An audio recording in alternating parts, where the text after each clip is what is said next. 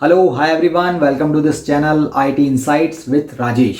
तो आज के वीडियो में मैं आपसे बात करूंगा रेजिग्नेशन की। जी हाँ, तो रिजाइन को लेकर जितने भी आपके डाउट हैं वो सारे इस वीडियो में क्लियर होने वाले हैं। जैसे कि क्या आपको अपने करंट ऑर्गेनाइजेशन से रिजाइन मारना चाहिए, वो भी without holding any offer, plus ऐसी बहुत सारी चीजें हैं that you must know before resign. तो रिजाइन से पहले आपको क्या क्या चीजें देखना चाहिए, ध्यान में रखना चाहिए, इसके बाद आपको रिजाइन मारना चाहिए। तो सारी चीजें डिस्कस करेंगे इस वीडियो में। और चैनल को सब्सक्राइब नहीं किया है तो please do subscribe this channel and check out the playlist. Let's begin the video. तो स्टार्ट करते हैं कि आपको अपने कंपनी से रिजाइन मारना चाहिए, वो भी विदाउट होल्डिंग एनी ऑफर। तो ये डिपेंड करता है कि आप किस सिचुएशन में हैं, कि आप ऐसा क्यों सोच रहे हैं कि आपको विदाउट होल्डिंग एनी ऑफर आप रिजाइन मारना चाहते हैं। तो इसके बहुत से रीज़न हो सकते हैं। जैसे कि आप एक टॉक्सिक एनवायरनमेंट में हैं, मतलब जहां आप काम कर रहे हैं वहां का एनवायरनमेंट इतना टॉक्सिक है कि आप वहां से जल्द निकलना चाहते हैं, चाहे आपके पास ऑफर लेटर है या नहीं है। या सेकंड चीज ये होती है, वर्क प्रेशर वहां पे इतना है कि आपको मेंटल हेल्थ और आपकी फिजिकल हेल्थ दोनों पर आप ध्यान नहीं दे पा रहे हैं। तो ये भी एक बहुत बड़ा इशू है। देन होता है लैक ऑफ ग्रोथ, वहां पे कोई अपॉर्चुनिटी नहीं है, ग्रोथ नहीं है आगे बढ़ने की। जब आपने ज्वाइन किया था तो भी आप वहीं पे ही थे और अभी भी आप वहीं हो। तो ये एक बहुत बड़ा इशू हो जाता है जब एम्प्लॉय को ग्रोथ नहीं दिखती है। या जो ऑफिस पॉलिटिक्स होती हैं उससे भी एम्प्लॉय फ्रस्ट्रेट होकर ये डिसीजन लेते हैं। जैसे अगर आप काम भी कर रहे हैं बट आपका काम दिखाई नहीं दे रहा है, आपका काम रिकॉग्नाइज नहीं हो रहा है, तो ये भी एक कुछ केसेस हैं जिससे एम्प्लॉय ये सोचता है कि let me resign without holding an offer. And इनके अलावा भी एक केस और आता है, वो है कि कॉल नहीं आ रहे हैं। तो कुछ लोग रिजाइन मारना चाहते हैं, कॉल्स नहीं आ रहे हैं, यार तो मैं रिजाइन मार देता हूं, इसके बाद मैं नोटिस पीरियड पे रहूंगा तो मुझे कॉल आना स्टार्ट हो जाएंगे। तो जो पहला केस जिसकी हमने बात की थी, टॉक्सिक इन्वायरमेंट है या मजबूरी है, तो वहां तो ये वैलिड है कि आपको रिजाइन मारना चाहिए विदाउट होल्डिंग एन ऑफर, क्योंकि हेल्थ से बढ़कर कोई पैकेज नहीं है, कोई प्रमोशन नहीं है। तो अगर आपके मेंटली हेल्थ आपकी सही नहीं है या आपकी फिजिकली हेल्थ आप ध्यान नहीं दे पा रहे हो तो रिजाइन मारना चाहिए, आप मजबूर हो, राइट। बट जो सेकंड आता है कि मेरे को कॉल्स नहीं आ रहे हैं, तो कॉल्स नहीं आ रहे हैं उसके लिए मैं रिजाइन मार रहा हूं, देन लेटर जब कॉल्स आएंगे तो मैं दूसरी कंपनी ज्वाइन करूंगा। तो ये सेकंड केस में डिपेंड करता है कि भाई जो टेक्नोलॉजी पे आप काम कर रहे हैं वो डिमांडिंग है कि नहीं। अगर आपने रिजाइन तो मार दिया बट आपकी टेक्नोलॉजी डिमांडिंग नहीं है तो तब भी आपको कॉल बहुत कम आएंगे और चांसेस हैं कि पूरा नोटिस पीरियड निकल जाएगा और आपको ऑफर लेटर नहीं मिलेगा। तो बेटर ये है कि आप रिजाइन मारने से पहले थोड़ा मार्केट की कंडीशन देखें कि मार्केट की कंडीशन ठीक ठाक है या नहीं। जैसे अभी करंट की सिचुएशन है, मार्केट की कंडीशन थोड़ी सी डाउन है, कॉल्स रियली में थोड़े कम हो गए हैं और फ्रेशर्स के लिए तो और ज़्यादा प्रॉब्लम है। एक्सपीरियंस के लिए तो फिर भी मिल जाते हैं कॉल, पर फ्रेशर के लिए तो कहीं कहीं हायरिंग भी बंद हो गई है।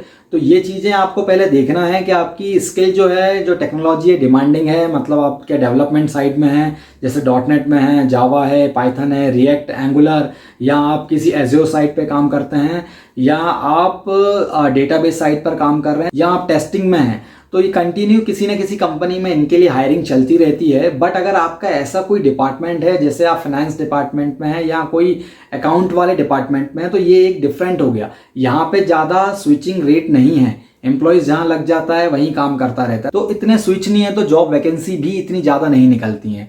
तो ये आपको ध्यान देना है। और एक बहुत इंपॉर्टेंट चीज है कि जब आप रिजाइन मारते हैं विदाउट होल्डिंग एन ऑफर, तो चाहे आप टॉक्सिक इन्वायरमेंट के कारण रिजाइन मार रहे हो या आप कॉल्स नहीं आने के कारण मार रहे हो, बट आपके पास जो भी आपका मंथली एक्सपेंस है उसका 5-6 महीने का फंड आपके पास होना चाहिए। क्योंकि ये गारंटी नहीं है कि आपने रिजाइन मार दिया और वो नोटिस पीरियड में ही आपको एक ऑफर लेटर मिल जाएगा। मिल भी सकता है, नहीं भी मिल सकता है, दोनों चीजें आपको देखनी पड़ेंगी। पॉजिटिव भी बहुत है और नेगेटिव भी है, राइट। तो आपको थोड़ा बीच का रास्ता लेना पड़ेगा। पॉजिटिव भी बहुत हो सकता है कि जहां आप हो, जिस कंडीशन में, उससे बहुत अच्छी कंडीशन में जा सकते हो, जिस कंपनी में आप हो उससे बहुत अच्छी कंपनी में जा सकते हो। तो बहुत सारी पॉजिटिव भी हैं। तो नेगेटिव में आपको वर्स्ट केस लेके चलना पड़ेगा कि अगर मुझे 3 महीने के नोटिस पीरियड में मेरा सिलेक्शन नहीं हुआ तो क्या। तो उसके लिए आपको मेंटली प्रिपेयर होना पड़ेगा कि सिलेक्शन नहीं हुआ है तो भी कोई प्रॉब्लम नहीं है, 3 महीने की जगह 4 महीने लगेंगे, राइट। 1 महीना और आपको देना पड़ेगा, आपका सिलेक्शन हो जाएगा। बट जो आप फंड रेस करेंगे अपने लिए, जो आप फंड एक आपने जमा करके रखा होगा 5-6 महीने के एक्सपेंसेस का, वो आपको बहुत हेल्प करेगा। क्योंकि आप 2-3 महीने और खींच सकते हैं, ट्राई कर सकते हैं जॉब सर्च के लिए, डेफिनेटली मिल जाएगी। इसी इतना ज़्यादा टाइम नहीं लगेगा कि आपको 1 साल लग गया जॉब ढूंढते ढूंढते, अगर आप एक्सपीरियंस पे हो तो इतना नहीं लगेगा। ठीक है, 3 महीने कुछ सिचुएशन खराब थी, कॉल्स कम आए, नहीं हुआ, पर 4th मंथ में डेफिनेटली हो जाएगा, राइट। थोड़ा बहुत और टाइम लगेगा, बट आपके पास अगर मनी का बैकअप है तो आपको ये टेंशन नहीं रहेगी कि मेरे मंथली एक्सपेंसेस कैसे चलेंगे, वो उसकी आपने पहले से ही व्यवस्था करके रखी है, उसका अरेंजमेंट करके रखा है। तो without holding any offer resign कर रहे हो तो ये 2 चीजें बहुत जरूरी है कि मार्केट क्या बोलता है, उससे भी ज्यादा जरूरी है कि आपके पास 5-6 महीने का एक्सपेंस हो। इसके बाद बात कर लेते हैं कि रिजाइन मारने से पहले, सपोज आपको एक ऑफर आया है और आप किसी कंपनी में वर्किंग है, तो रिजाइन मारने से पहले आपको क्या क्या चीजें चेक कर लेनी चाहिए ऑफर में।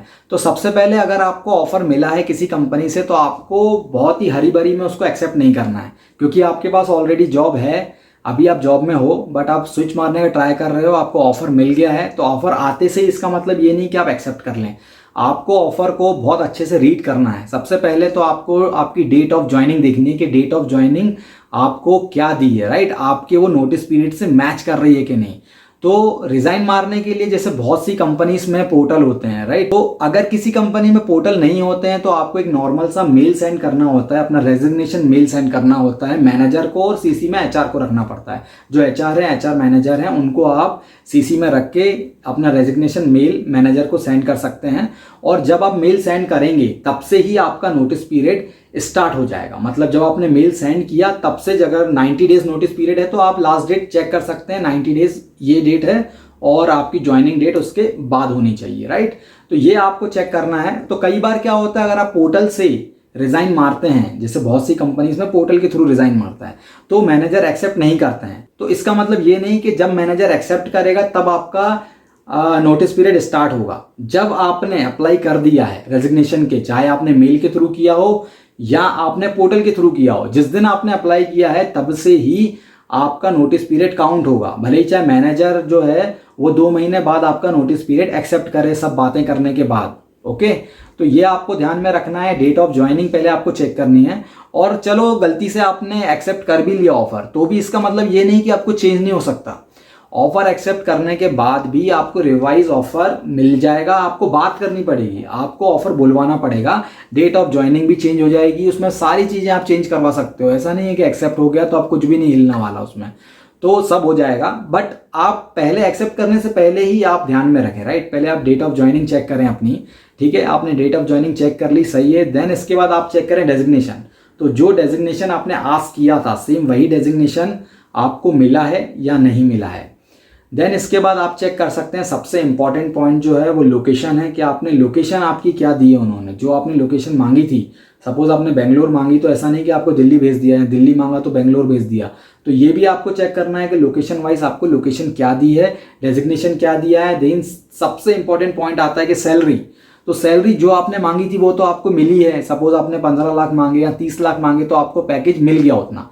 तो आपको टोटल पे नहीं जाना है, आपको अपना सैलरी स्ट्रक्चर चेक करना है कि वो 30 लाख या 15 लाख का पैकेज बना कैसे है, उसमें कितना वेरिएबल है, उसमें कितना % वेरिएबल दिया है आपको, उसमें आपका पीएफ कितना कट रहा है, उसमें ग्रेच्युटी क्या है, और उसमें बहुत सारी चीजें हैं। तो वो कंपोनेंट्स आपको चेक करना है कि क्या कंपोनेंट्स मिला के उन्होंने 15 लाख बनाया है या 25 लाख बनाया है, जो भी आपने मांगा होगा। तो वो आप चेक कर सकते हैं। अगर आपको उसमें कुछ इश्यू है तो वो आप एचआर से कांटेक्ट कर सकते हैं, रिक्रूटर से, तो वो आप कांटेक्ट कर सकते हैं कंपनी से, जो एचआर से, और आप उसमें चेंज करवा सकते हैं कि मेरे को ये वाला पार्ट जो है सही नहीं है, आप इसको ऐसा कर सकते हैं क्या, तो वो आपको बता देंगे, ठीक है। देन आप इसके बाद ज्वाइनिंग बोनस मांग सकते हैं। अगर आपकी कंपनी में बाय आउट ऑप्शन है देन आप ज्वाइनिंग बोनस मांग सकते हैं। अगर आपकी कंपनी में बाय आउट ऑप्शन है या आप जल्दी ज्वाइन कर सकते हैं कैसे भी, या अगर आप बेंच पे हो या आपका प्रोजेक्ट ओवर हो गया हो, तो अगर आप ज्वाइन कर सकते हैं जल्दी आपके नोटिस पीरियड से पहले, तो आप एक ज्वाइनिंग बोनस की डिमांड कर सकते हैं। तो ये डिपेंड करता है उनके ऊपर, वो आपको मिल भी सकता है। देन इसके बाद अगर आप एक सिटी से दूसरी सिटी में शिफ्ट हो रहे हैं तो आप शिफ्टिंग अलाउंस भी मांग सकते हैं। सपोज आप पुणे से बेंगलोर शिफ्ट हो रहे हो उस कंपनी को ज्वाइन करने के लिए, तो आपका ये सब शिफ्टिंग जो हो रही है, सपोज आपने वहां पे घर सेट कर रखा था, तो पूरा सामान, शिफ्टिंग, ये सारे एक्सपेंसेस भी आप डिस्कस कर सकते हैं, मांग सकते हैं। तो ये सारी चीज़ें आपको ऑफर लेटर जब आ जाए तो ये सारी चीज़ें आपको अच्छे से रीड करनी है, देखना है, इसके बाद ही आपको ऑफर लेटर एक्सेप्ट करना है और देन आपको रिजाइन मारना है, राइट।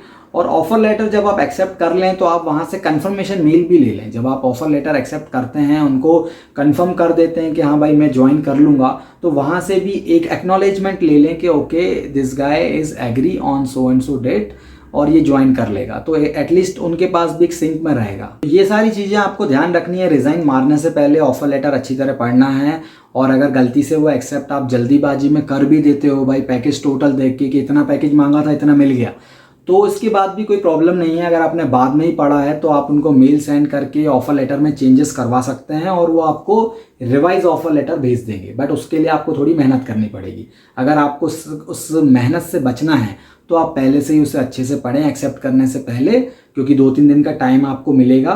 जब आप फुली सेटिस्फाई हो जाएं तो आप एक्सेप्ट कर सकते हैं ऑफर को। ये था एक छोटा सा video on resignation. I hope video आपको पसंद आया हो तो प्लीज़ लाइक, शेयर और सब्सक्राइब अपने फ्रेंड्स के साथ जरूर करें। Thank you for watching. Bye bye. जय हिंद।